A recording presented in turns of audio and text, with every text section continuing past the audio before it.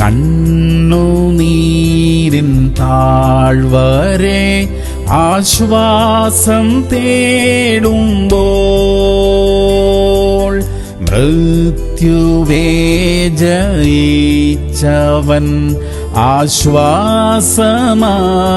വരും.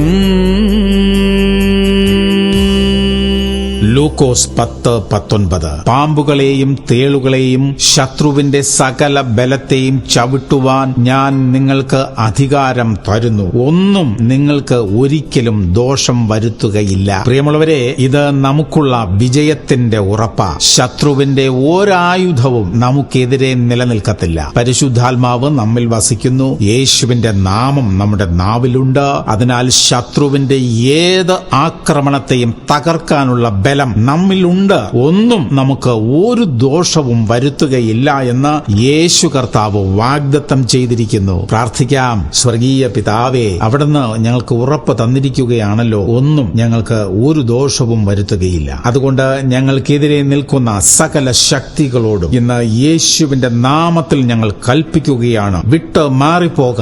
യേശു ക്രിസ്തുവിന്റെ നാമത്തിൽ തന്നെ. ആമേൻ, ആമേൻ, ആമേൻ.